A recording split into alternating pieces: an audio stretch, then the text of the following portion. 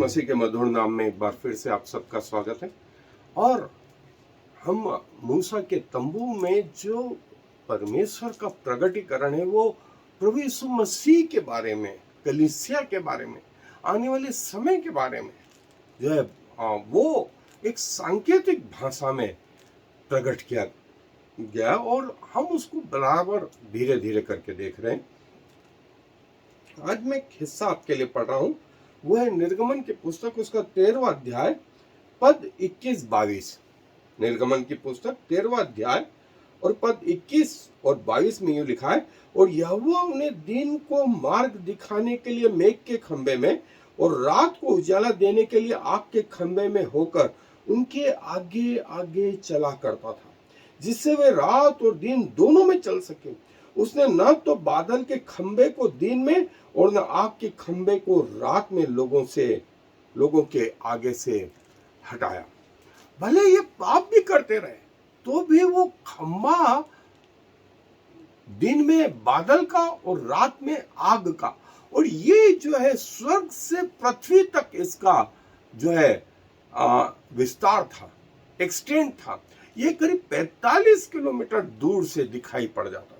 और जो इजरायली थे वो हर इजरायली परिवार का जो तंबू था उसका मुख्य द्वार इस खंबे की ओर होता था, कि रात में हर घर में जो रोशनी होती थी वो इस खंबे से होती थी, और दिन में सूर्य का प्रकाश था ही, और बादल का खंबा वो तंबू के स्थान में था। सो ये परमेश्वर की उपस्थिति लगातार इनके जीवन में बनी रही, लगातार इनके जीवन में बनी रही।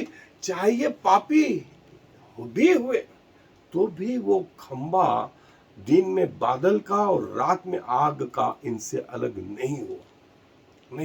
ये परमेश्वर जो प्रतिज्ञाओं का धनी परमेश्वर है, जो अपने वचन का धनी परमेश्वर है, उसने इन लोगों की अविश्वास योग्यता के बावजूद ये चीज करी। और यही बात आज हमारे लिए भी, हम कितनी बार गिरे, 1000 बार गिरे होंगे, लेकिन परमेश्वर ने हजारों बार उठाया, खड़ा किया। और ये कि हम परमेश्वर के सामने बने रहे। सो आए दिन और रात जो है परमेश्वर इनके साथ कैसे बना रहा, इसको हम थोड़ा सा और डिटेल में देखेंगे। तो आए मेरे साथ वचन। ये परमेश्वर की उपस्थिति जो हिस्सा हमने पढ़ा, और देखें परमेश्वर जो है इनके प्रतिदिन के लिए पहली चीज उजाला किससे मिल रहा था? परमेश्वर से मिल रहा था, परमेश्वर से। पानी वो चट्टान, मसीह रूपी चट्टान में से पी रहे थे। ब्रेड वो मन्ना गिर रहा था, और दिन में वो बादल का खंभा और रात में वो आग का खंभा। ये स्पिरिचुअल थिंग थी, स्पिरिचुअल चीजें थी, आत्मिक चीजें थी। और संसारिक रीति से इनकी हेल्थ, कोई बीमार नहीं पड़ रहा था, किसी के पांव में सूजन नहीं आ रही थी, छाले नहीं पड़ रहे थे। कोई भी बीमारी जो परमेश्वर मिस्र में लाया था वो इन 40 सालों में नहीं रही। इनके पांव के जूते तक नहीं फटे। और प्रभु के एक दास तो ऐसा कह रहे थे कि इनके कपड़े और इनके जूतों का साइज बचपन में जो था वो जैसे जैसे बड़े होते जा रहे थे वैसे वैसे ये कपड़ों का साइज और जूतों का साइज भी क्या होता जा रहा था? बड़ा होता जा रहा था। और जो है प्रभु इनको वहां पर जंगल में जो है प्रभु इनको महीनों भर तक आगे भी इनको बटेरों का मांस खिलाता। और ये कुछ बो नहीं रहे थे, कुछ काट नहीं रहे थे, लेकिन प्रतिदिन का मन्ना इनके लिए गिराया जा रहा था। और कितने प्राणी थे मैंने आपको बताया, करीब 50 लाख 50 लाख प्राणी थे, 25,000 तो 25 लाख तो मनुष्य और 25 लाख जानवर जानवर। और प्रभु का दूत इनकी रक्षा करता था, इनको गाइड करता था, इनको मार्ग बताता था। और ये प्रभु के दूत की अगुवाई में आगे चलते ये 40 साल, 1-2 साल नहीं, 1-2 महीने नहीं, 40 साल तक ये हिस्सा होता रहा। और जैसे मैंने बताया कि ये आग का खंबा 45 किलोमीटर दूर से दिखाई दे जाता, और हर इजरायली घरों का मुख्य द्वार इस खंबे की ओर होता था। हर घर का जो मुख्य द्वार है वो इस खंबे की ओर होता था। इन घरों में जो रोशनी पहुंचती थी वो यहां से परमेश्वर की सीधी सीधी रोशनी पहुंचती थी। हर घर परमेश्वर की जो है उपस्थिति को महसूस करता। और दिन में बादल का खंभा, फिर देखें इनको प्रतिदिन का मन्ना वो रोटी, फिर पानी, प्रतिदिन का पानी, और जो है उजाला, और इसके साथ में प्रभु इनकी अगुवाई करता है। वो जो है प्रभु का दूत इनके आगे आगे चलता, इनको बताता, परमेश्वर के बारे में बताता। परमेश्वर की जो व्यवस्था थी वो आई। और इस खंबे के लिए, आग के खंबे के लिए कोई ये तेल पानी नहीं डालते थे, ये परमेश्वर की रोशनी थी जो अपने आप जल रही थी।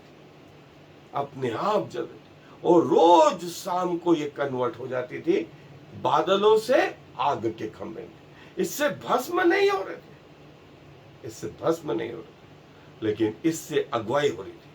रात में ये खंबा, और देखिए इसका एक हिस्सा स्वर्ग की ओर और दूसरा हिस्सा इस तंबू की ओर, हर घर इस रोशनी की ओर, उसका मुख्य द्वार। ऐसा ये था भव्य। और प्रभु की उपस्थिति ये बताती थी, लेकिन इनके मन कभी परिवर्तित नहीं हुए।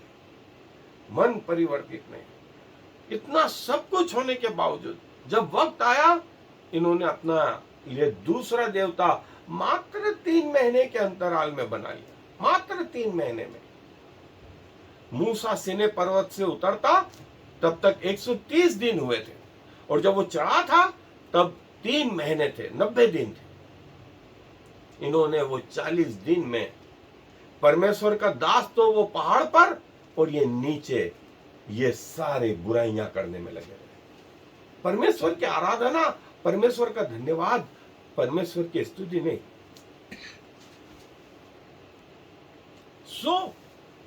ये वो परमेश्वर था, और जिसने इनको कभी नहीं छोड़ा, कभी नहीं त्यागा। ये कितनी बार उसके प्रति वफादार नहीं रहे, तो भी परमेश्वर इनके प्रति वफादार।